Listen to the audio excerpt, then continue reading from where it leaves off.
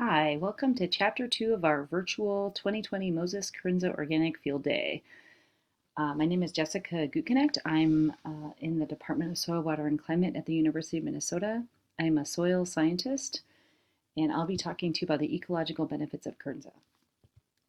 So why ecological benefits? We know that anyone growing food is deeply connected to the land. And we know that many of us who either came from rural areas or are farming in rural areas are also part of the fabric of these rural communities that also are dependent on and care about the land. And so many of us turn to or thinking about these perennial cropping systems and regenerative practices because we care about both food and the land. And so, what we're really after is a system so that people in the land can win together. Can we rethink agriculture that these two things can happen side by side and happen in synergy with each other?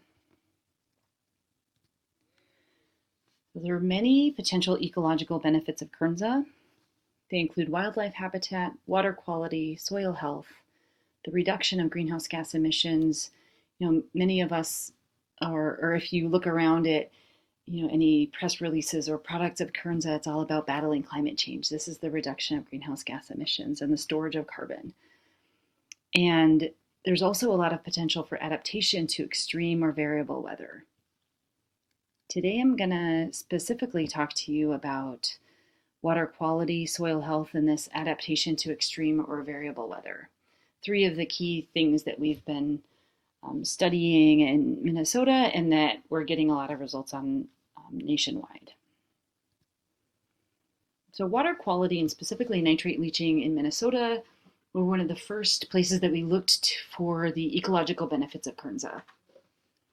This is for a couple of reasons. First, Minnesota has a lot of nitrate issues. This is a huge problem in our state. 13% of private wells have exceeded safe drinking water limits statewide.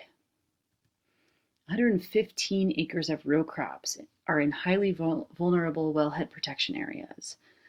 And so this indicates not only do we have a problem, but we have a problem that we can really impact with different agricultural practices. It's also a very expensive problem for our state. It's really hurting and has the potential to even further hurt a lot of communities. For example, in Clear Lake, it's estimated that the costs are around $7,600 per household. St. Peter is $1,600 per household, and so these are, again, really heavy costs and impacts on rural communities.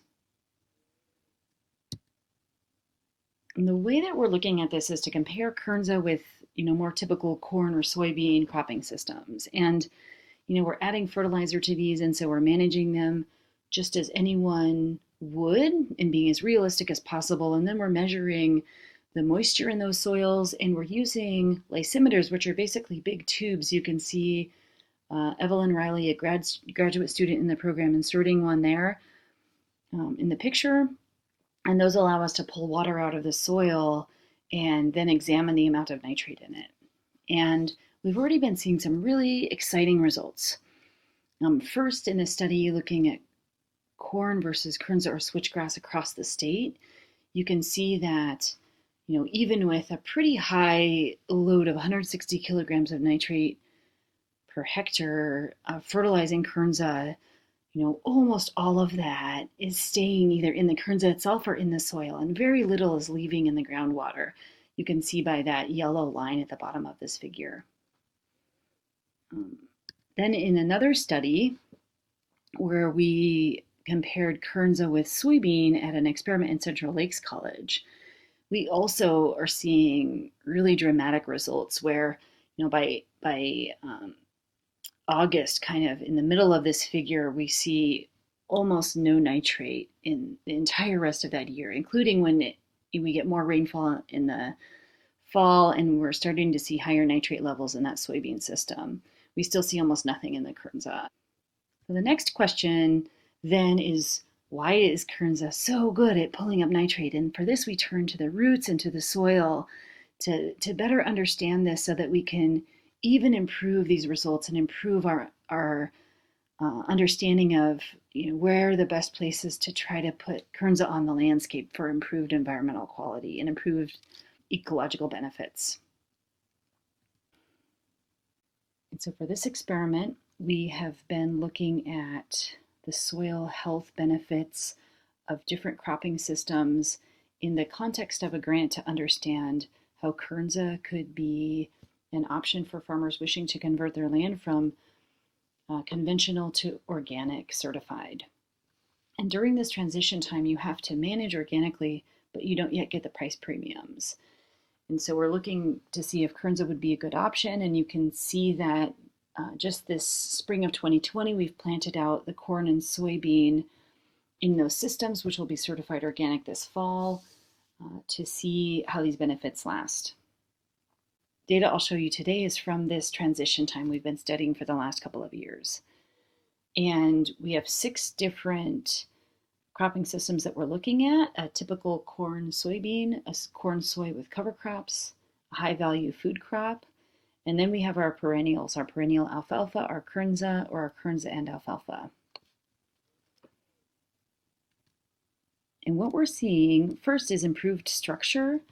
This is a figure of what you'll see is called MWD. This is the mean weight diameter of the water stable aggregates. So again, we're going back to this water question. When we flood these with water, what's the size and amount of the stable aggregates that remain? How stable is that structure? And we see that with our perennial systems, especially with Kernza, that structure is much bigger and stronger.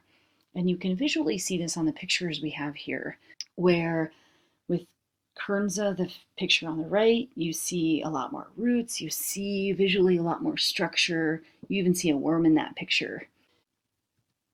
What we also see is improved infiltration. Here I am showing you the data across the different sites where we did this experiment, St. Paul, Rosemount, and Lamberton. And especially with the Kernza alfalfa, that we also had better infiltration rates. And that means that the soil is allowing more extra water to move through. And this also can be really powerful because it means that we have less ponding during times of big rainfall events. If we were in person, I would be showing you this picture and just letting you look for a minute to tell me what you see. And so what you can see in this cartoon is what's happening to create all that beautiful structure. We have roots, we have fungal hyphae and other filamentous, kind of ribbonous bacteria that are wrapping themselves around the soil particles. A lot of the fungi and bacteria make glues that hold the soil particles together into this nice structure. And so the ability of this soil to cultivate diverse life, along with the extensive root system of Kernza, is what is building to this structure that we're seeing. And these glues are holding the soil particles together in this strong structure where we have small pores that are holding the water in place that you can see with that blue coloring. And then we have bigger pores that allow extra water to flow through. And that's how we have those increased infiltration rates, as well as this improved water stability. And the water stability is what leads to also an increased capacity of the soil to hold water as well. And the significance of the soil structure and what I'm calling low bulk density, which is the same as this kind of water stable aggregation of the soil particles held apart from each other, is the ability to process water. We have root proliferation, aeration, water infiltration, we have less soil erosion. And so the annual cropping system on the left is a picture of the less quality soil that water is ponding, it's not moving through. And then on the right with our Kernza perennial cropping systems, you can see that water is flowing through better. And we know that more water is held for a longer time in that soil as well. And so those are a lot of the benefits that we're seeing for Kernza. And then the last thing I want to talk to you about today is the fact that we are studying these benefits of Kernza within a context of Minnesota's climate getting more wet and more unpredictable. And the next question we're asking is, can investment in Kernza be an insurance policy for new normal weather and for future unknowns? So what do our new normals look like? This figure or series of figures are showing the 9-year averages. So the 9-year moving average over time, and you can see that we are getting warmer, but we're also getting more wet. And what's interesting about the figure on the right, and the blue line of us getting more wet, is that we're also getting a lot more variable. And the way that this plays out in our whole growing seasons is that we might have some summers like 2014 where it was 250 times wetter than average. That can be stretched out through our entire growing season, not just this spring and early summer. Or we could have these very dry, warm summers or parts of the summer, such as 1988. And our state climatologist loves to call this the summer of guns and roses because it was the late 80s, and that's pretty much all that you heard blaring from every beach in Minnesota, because everyone was at the beach because it was so dang hot that you just couldn't stay inside. And what our team is doing is specifically testing this. And so we're going to be using roofs like those that I have pictured here to imitate what it would be to have a very wet year or very dry year. And this is where the soil and this water questions kind of all come together as we push these systems. So in a very wet year, could the improved infiltration help us? And are we still removing nitrate? And in a very dry year, will this improved water holding capacity, the bulk density, and the aggregate stability I was talking about help us? Will we have a buffer because the soil is holding more water for us for a longer period of time? So those are kind of some additional up and coming questions that'll lead from some of the other work that we're doing. With that, I have lots and lots of acknowledgments. I showed many people's data and many people's work, both formally and informally. We have funding from several sources as well, and I'm very deeply appreciative of everyone who's playing a role in these projects. And I also want to say thank you to all of you. Really wish that I was with you all in person to interact together.